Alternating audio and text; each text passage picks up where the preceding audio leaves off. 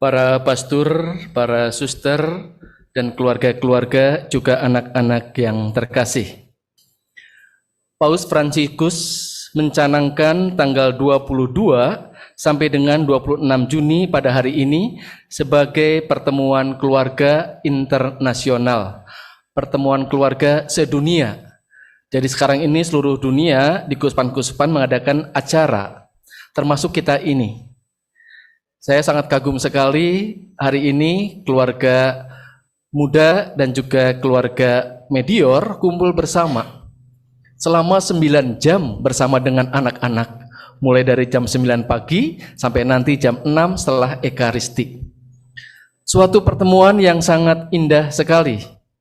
Bahkan di sini juga ada bukan hanya keluarga muda, juga ada imam muda. Kalau kami disebutnya dengan imam batuta, imam di bawah 7 tahun.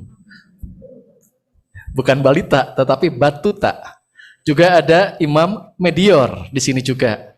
Kalau suster-suster di sini berempat pasti suster senior. Ya. Kita kumpul bersama di sini. Lalu kita berkumpul bersama di sini dan ditutup dengan Ekaristi. Paus mengharapkan apa dari kita? Paus tentu mengharapkan agar keluarga-keluarga sungguh menjadi saksi kehidupan, baik di tengah-tengah keluarga maupun di masyarakat. Maka tema pertemuan keluarga sedunia ke-10 ini bertema kasih keluarga. Kasih keluarga itu pasti kasih orang tua terhadap anak-anak, atau anak-anak terhadap orang tua, atau juga terhadap nenek-nenek dan kakek-kakek. Ya, panggilan jalan kekudusan. Mari kita raih kesempatan tadi selama 9 jam kita bertemu bersama sampai nanti setelah Ekaristi. Tujuannya apa? Kita dipanggil untuk menjadi keluarga yang harmonis, keluarga yang bahagia, dan akhirnya sampai menuju kekudusan. Sama dengan para imam, para suster memilih jalan panggilan ini adalah untuk juga menuju kekudusan. Ditampilkan satu keluarga kudus kan menuju kekudusan. Tentu harus ada contoh, ya. Ditampilkan keluarga kudus, keluarga Yesus di Nazaret, ya. Yesus di Nazaret bersama dengan Bunda Maria, bersama dengan Yusuf. Apakah keluarga kudus ini mempunyai problem? Tidak. Punya, pasti, betul. Ya. Keluarga kudus pasti mempunyai problem. Kalau kita memperhatikan perjalanan Yusuf dengan Bunda Maria, problem terbesar mereka itu apa? Problem terbesar mereka adalah ketika Yesus usia 12 tahun itu hilang. Bayangkan ya, anak kita hilang itu problem besar ya. Kecuali kalau orang tuanya cuek ya, terserahlah anak mau meninggal juga atau apa gitu. Tapi saya yakin keluarga Katolik kalau anak hilang sehari saja pasti pusingnya minta ampun. Ini Bunda Maria dengan Yusuf, anaknya hilang selama 3 hari. Bayangkan. 3 hari hilang. Pasti mereka mengalami ketidaktenangan. Pasti mereka mengalami juga kekhawatiran, ketakutan. Tetapi mari kita belajar dari keluarga kudus ini apa yang menarik. Yang menarik adalah ketika mereka menghadapi problem yang berat, mereka tidak saling menyalahkan. Kamu sih ibunya nggak bener, ngurus anak-anak nggak bisa, gitu ya. Kamu juga bapaknya nggak bener, ngurus anak nggak bisa. Maria dengan Yusuf tidak saling mempersalahkan. Tetapi ketika menghadapi problem yang berat, mereka mencari solusi, mencari penyelesaian. Yuk kita sama-sama mencari penyelesaian bersama. Dan ternyata setelah 3 hari, Yesus ditemukan di Yerusalem. Sebetulnya jarak Nazaret menuju ke Yerusalem, kalau kita naik bis itu 1,5 jam. Tapi kalau di kitab suci dikisahkan sehari perjalanan penuh.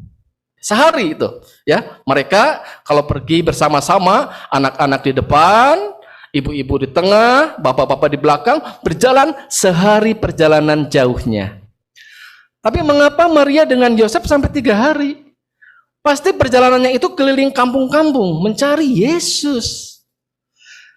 Dan yang menarik adalah ketika mereka menghadapi kesulitan, mereka melibatkan Tuhan. Ini yang penting.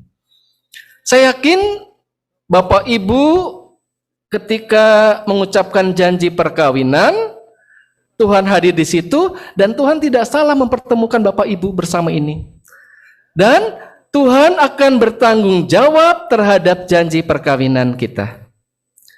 Kalau sekarang saya sebagai imam, janji imamat menyerahkan diri kepada Tuhan. Suster juga sama dengan kaul kekal. Saya yakin ketika kita menyerahkan diri kepada Tuhan, Tuhan akan bertanggung jawab terhadap panggilan kita kalau kita menyerahkan itu semua. Tadi pagi saya misa perkawinan di Supratman. Lalu setelah perkawinan itu kan kalau ke Supratman itu kayak Taman Eden ya. Waduh, kayak Taman Firdaus gitu ya, bagus sekali. Nah, saya ada kesempatan untuk saya juga berdoa di sana. Ketika saya berdoa di taman, berdoa kepada Santa Ursula dengan Santa Angela yang masih kecil, gitu ya. Saya lagi berdoa di situ, tiba-tiba ada seorang ibu. Seorang ibu datang, lalu dia hanya membuat tanda salib, lalu pergi lagi. Setelah itu saya pergi jalan dan si ibu itu mendekati saya. Lalu apa yang terjadi? Si ibu itu langsung menangis gitu ya. Kenapa nangis gitu ya? Ternyata apa? Pastor, Tuhan itu tidak adil. Kaget juga. Tuhan tidak adil. Saya mempunyai 3 anak laki-laki, katanya begitu. Dan anak yang kedua ini dipanggil oleh Tuhan dan saya tidak siap. Sampai sekarang saya tidak ke gereja dan tidak mau terima tubuh Kristus. Peristiwa-peristiwa keluarga dalam kehidupan kita sehari-hari bisa datang kapan saja. Ya. Bisa jadi karena relasi, bisa jadi karena ekonomi, bisa jadi karena situasi macam-macam, ya, seperti kehilangan anak, orang yang dicintai. Kalau kita tidak punya iman, kita akan melarikan diri. Tapi si ibu ini memang nangis betul-betul karena kehilangan anak yang kedua usia 16 tahun karena penyakit di otaknya. Kalau Yesus kehilangan usia 12 tahun. Ya. Kalau 12 tahun itu berarti usia anak SD kelas 6 lah. Ya. Bayangkan, anak SD kelas 6 hilang gitu ya. Nah, ini usia 16 tahun. Lagi menuju ke remaja. Dan dipanggil oleh Tuhan karena penyakit dan dia tidak siap. Ketika saya mendengarkan peristiwa yang nyata tadi pagi ini, saya merenungkan kembali. Tuhan, kok hari ini pas pertemuan keluarga sedunia dan ternyata hidup berumah tangga, hidup berkeluarga banyak sekali problem-problem, masalah-masalah. Kalau kita tidak kuat imannya, maka kita akan melarikan diri. Maka kami bersyukur sekali Komisi Keluarga yang hari ini mengumpulkan bersama, memberi contoh teladan. Memang ini dari 30 paroki dikumpulkan, tidak semuanya.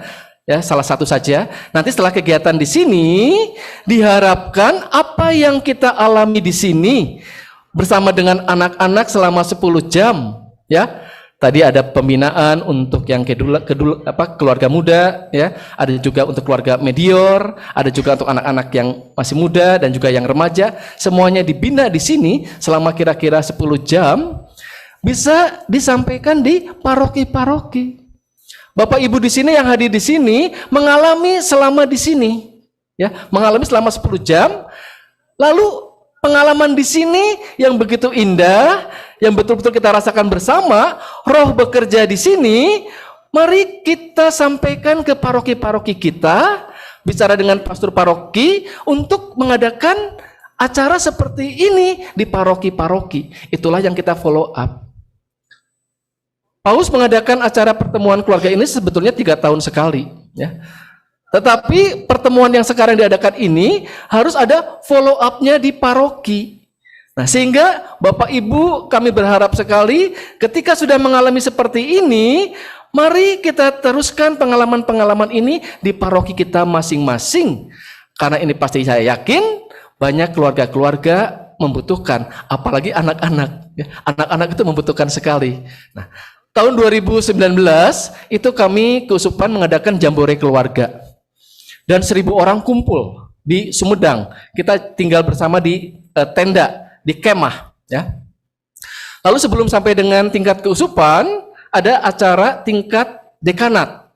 Nah, ini yang terjadi di Bandung Barat, ya. Sukajadi, Cimahi, Pandu, Sukawarna, ya, Lembang. Nah, ini terjadi di sini.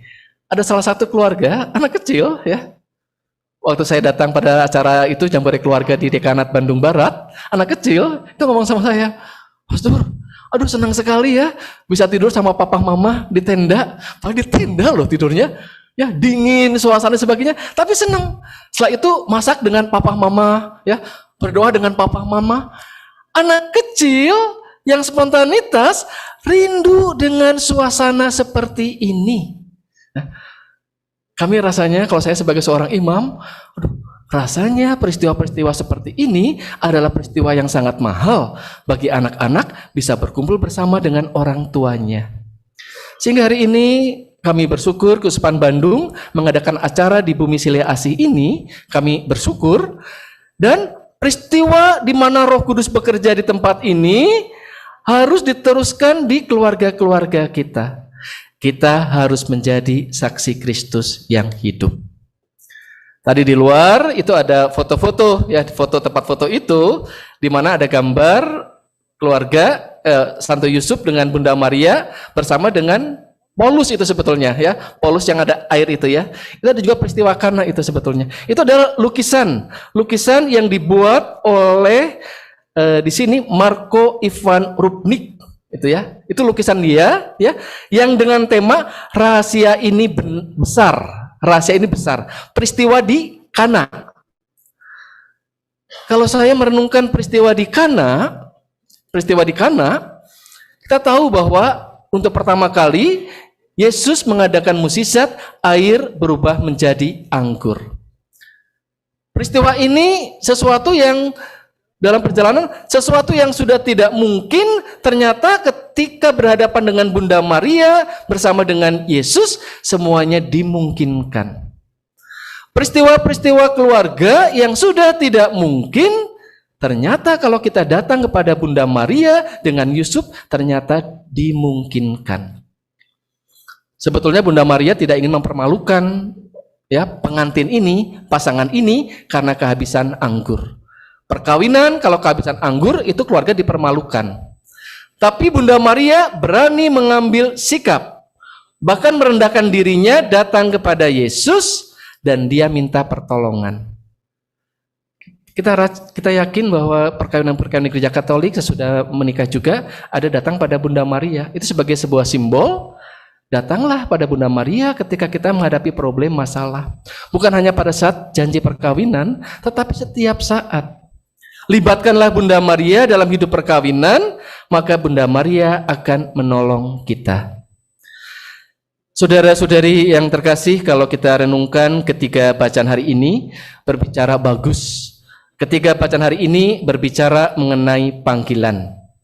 Bagaimana dalam bacaan pertama Nabi Elisa dipanggil oleh Tuhan dan menjalankan rencana Allah.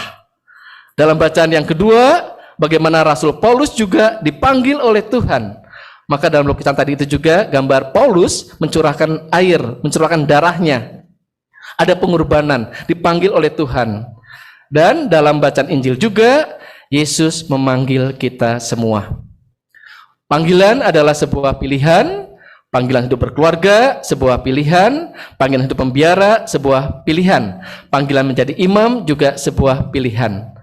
Dan ketika kita berani memilih bersama dengan Tuhan, Tuhan akan bertanggung jawab terhadap pilihan kita ini. Ketika mendengarkan ketiga bacaan ini, saya ingat akan Suster Teresa dari Kalkuta. Suster Teresa pernah menulis sebuah tulisan, dikatakan dalam tulisan itu, kita semua dipanggil oleh Tuhan bukan untuk menjadi sukses, melainkan untuk menjadi setia. Dan memang dalam perjalanan Suster Teresa juga meminta kepada para pengikutnya bukan hanya ketiga janji itu, kemurnian, ketaatan, kemiskinan, tetapi ditambah dengan kaul yang keempat, yaitu kesetiaan. Bagaimana kesetiaan menjadi kekuatan bagi panggilan kita. Saudara-saudari yang terkasih, mari kita berjuang. Saya sungguh merasakan kehadiran keluarga-keluarga memang tidak mudah untuk menjalankan kehidupan ini, kalau kita berjalan sendiri. Tetapi ketika kita berjalan bersama dengan Tuhan, semuanya akan dimudahkan dan kita percaya Tuhan sungguh-sungguh terlibat di dalam panggilan kita, baik dalam hidup rumah tangga maupun hidup imamat. Pesan Paus hari ini, mari kita sungguh-sungguh menjadikan keluarga-keluarga Katolik menjadi saksi yang hidup untuk kita di tengah-tengah keluarga dan juga di masyarakat. Pengaruhi semuanya menjadi keluarga yang harmonis, keluarga yang bahagia, keluarga yang beriman, seperti keluarga kudus di Nazaret. Mari kita hening sejenak.